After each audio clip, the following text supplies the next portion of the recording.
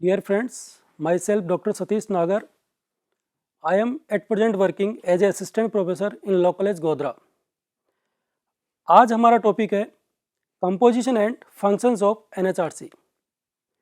जहाँ पर हम ह्यूमन राइट्स की बात करें तो ह्यूमन राइट्स 4 चीज़ों से मिलकर बनती है: life, liberty, dignity and equality.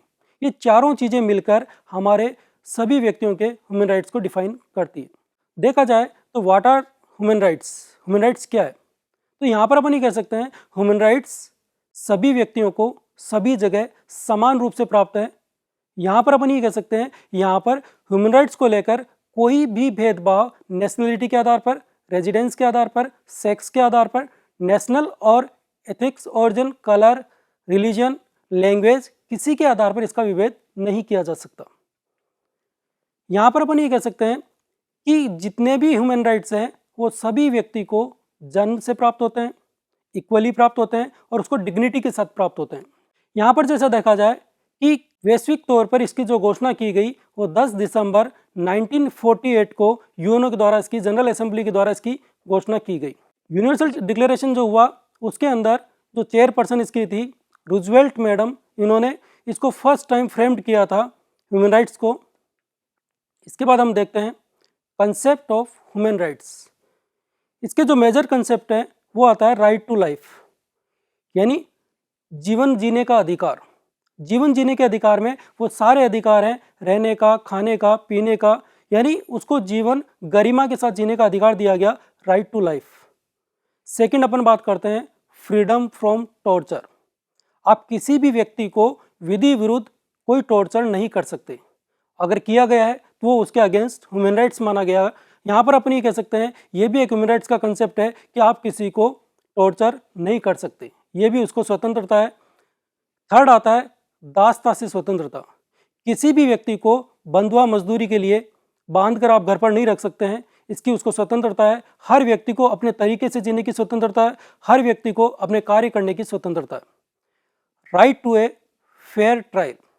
हर व्यक्ति को अधिकार है कि जब उसका केस किसी कोर्ट में लगता है, अगर उसका नाम किसी लिटिगेशन में आता है, तो वहाँ पर वो व्यक्ति ये अपेक्षा करता है कि जो भी ट्रायल चले वो फेयर हो, अनफेयर नहीं हो।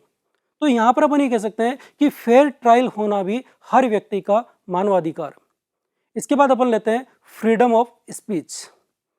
हर व्यक्ति जन्म से ये अधिकार प्राप्त करता है, तो यहाँ पर अपन ये कह सकते हैं कि जन्म से जब तक वो बड़ा हो उसको बोलने का अधिकार है, कहीं भी वो बोल सकता है, लेकिन विधि की परिभाषा में रहकर वो अपने स्पीच दे सकता है। तो यहाँ पर अपन कह सकते हैं फ्रीडम ऑफ स्पीच। इसके बाद लेते हैं अपन फ्रीडम कॉन्शियस एंड रिलीजन। उस हर व्यक्ति को हम ये कह सकते हैं धार्मिक स्वतंत्रता का अधिकार है, किसी भी धर्म को ग्रहण कर सकता है, किसी धर्म में जा सकता है, हर व्यक्ति को किसी भी धर्म या मजहब का पालन करने का पूरा अधिकार है। Freedom of movement. हर व्यक्ति को गतिशीलता का अधिकार है, कोई भी व्यक्ति कहीं पर भी रह सकता है, निवास कर सकता है, भ्रमण कर सकता है, किसी भी व्यक्ति को उसको निरुद्ध नहीं किया जा सकता। Right debates. हर व्यक्ति को अपनी बात कहीं पर रखने का अधिकार है, तो किसी भी व्यक्ति को कहीं पर बात रखने से नहीं रोका जा सकता। Sexual orientation and gender identity. हर व्यक्ति को अपनी जेंडर आइडेंटिटी बताने का पूरा अधिकार है और उसको उसके लिए ये अधिकार ह्यूमन राइट्स के द्वारा प्राप्त होते हैं। इसके बाद अपन बात करते हैं fundamental rights are similar to human rights. तो यहाँ पर अपन बात करते हैं भारतीय परिप्रेक्ष्य में जनरली ये कहा गया है कि ह्यूमन राइट्स जब बना था तो उस समय ये नहीं देखा गया था कि इनको कोर्ट के द्वारा इन्फोर्सेबल किया जाएगा या नहीं किया जाएगा। लेकिन भारतीय संविधान जब बना 1950 में बना, तब इन चीज़ों को देखा गया और ह्यूमन राइट्स के आधार पर आर्टिकल 3 में जो भी चीज़ें ली गई, मेजर जो चीज़ें ली गई वो इन ह्यूमन राइट्स को लेकर तय की गई। यहाँ पर अपन ये भी कह सकते हैं कि आर्टिकल 3 में जो भी फंडामेंटल राइट्स दिए गए हैं वो जनरली कहाँ से ओरिजिनेट हुए? ह्यूमन राइट्स से ओरिजिनेट हुए।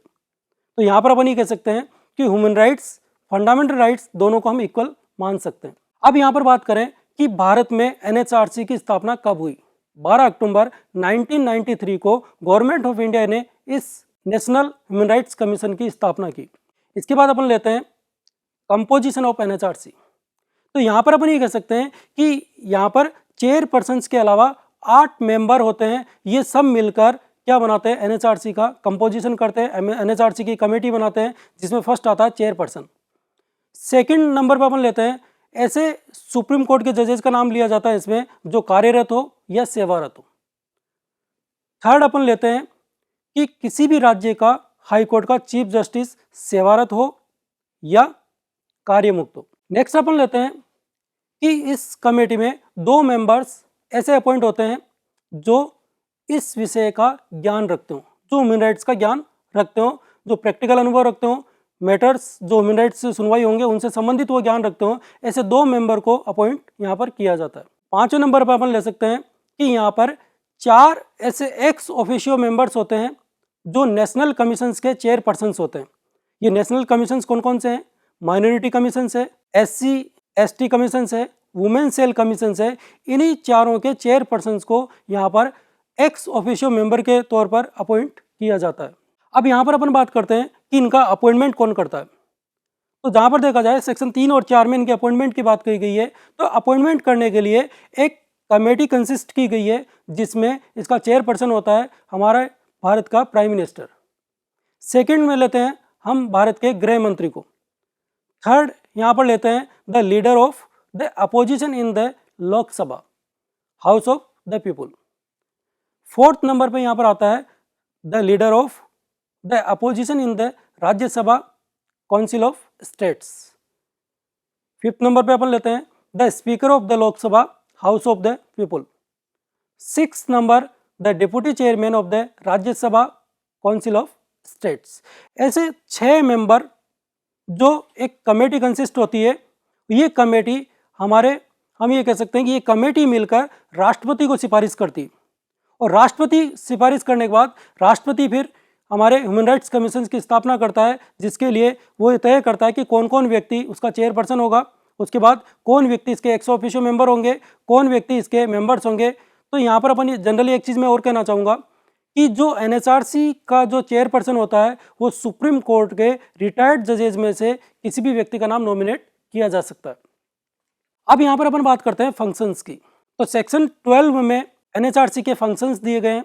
फर्स्ट फंक्शंस में जैसे अपन बात करें इंक्वायरी, तो यहाँ पर अपन एक चीज़ देखते हैं कि NHRC को ये कर्तव्य दिया गया है कि जब भी किसी मामले में उसको ये महसूस हो कि किसी मामले की इंक्वायरी अगर सही रूप से नहीं की गई है तो वो अपने लेवल पर, अपने बिहाफ पर उसकी पब्लिक रिलेवेंट अगर कोई मामला है, ह्यूमन राइट से संबंधित कोई मामला है, तो उसकी वो इंक्वायरी कर सकता है। सेकंड यहाँ पर आता है इंटरवेंशन। इंटरवेंशन एक ऐसा अधिकार है कि जब भी किसी कोर्ट में कोई प्रोसीडिंग चल रही हो तो बिफोर डिसीजन NHRC को ऐसा लगता है कि इस डिसीजन के अंदर किसी पार्शियलिटी होने की संभावना है, उसको ये लगता है कि अगर इस डिसीजन में किसी व्यक्ति के साथ कोई भेदभाव किया जा सकता है तो ऐसी जगह पर NHRC क्या कर सकती है? इंटरवेंशन कर सकती है। थर्ड अपन लेते हैं विजिट।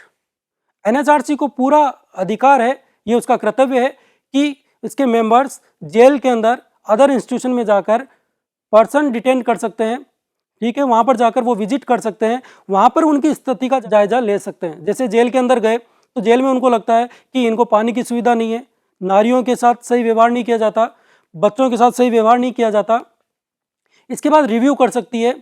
यहाँ पर अपन ये कह सकते हैं कि किसी भी एक्ट में अगर कोई प्रोविजन गलत है तो उसका क्या कर सकती है? वो रिव्यू कर सकती है, रिकमेंड कर सकती है, लोकसभा को रिकमेंड कर सकती है कि इसमें ये सजेशन डाला जाए, इंप्लीमेंट किया जाए।